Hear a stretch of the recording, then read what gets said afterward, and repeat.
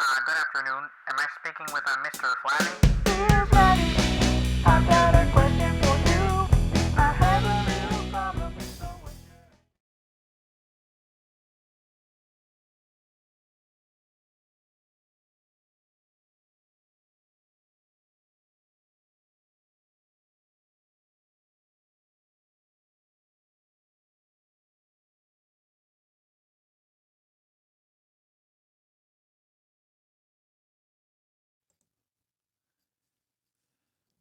Dear man boobs and even bigger man boobs.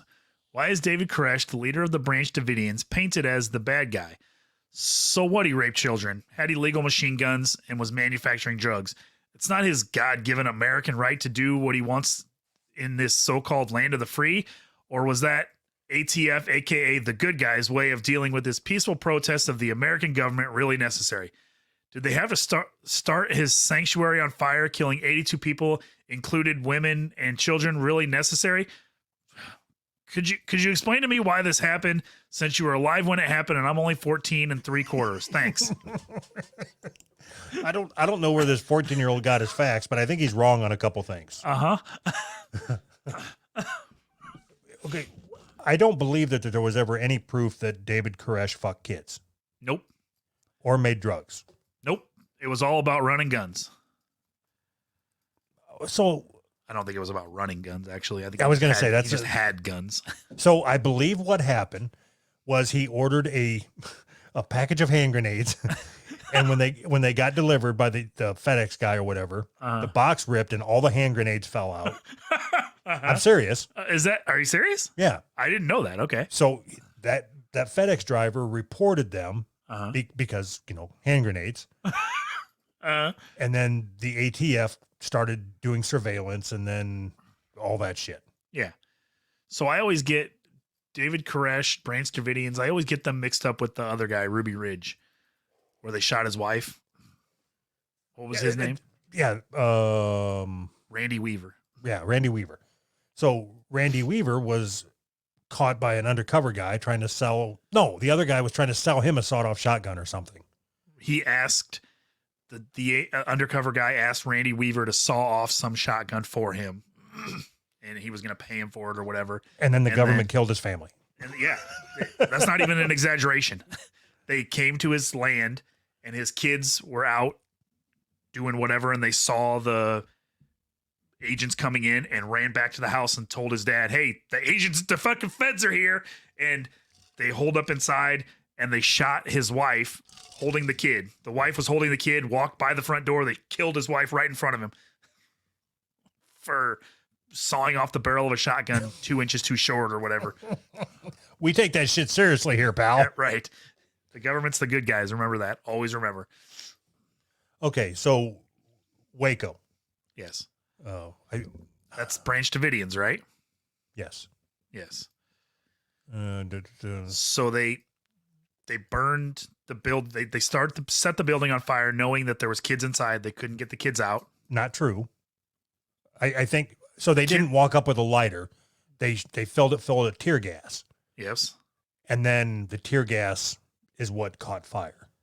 Okay. So they caught the building on fire, knowing that there was kids in there that couldn't get out. Why would you shoot tear gas into a building with kids anyways? I mean, unless you're an asshole.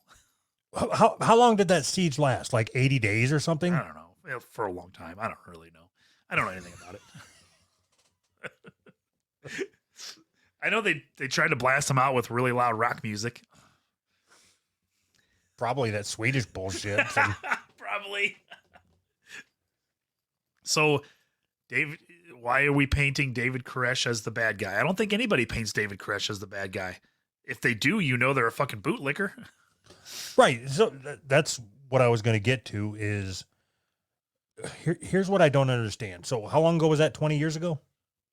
Yeah, it was in the 90s. I don't remember exactly which year. Okay. So 20 years ago, we know that our government dropped the ball. Yes. We completely fucked that whole thing up. Yes. From start to finish. Why are we okay with it?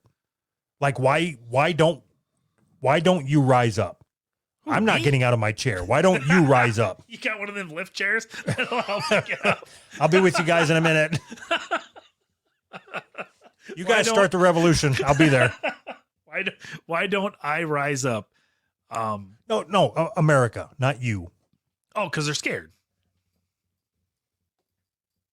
They're scared. Well, they're scared and comfortable. I think they're scared of losing all the comforts that they have.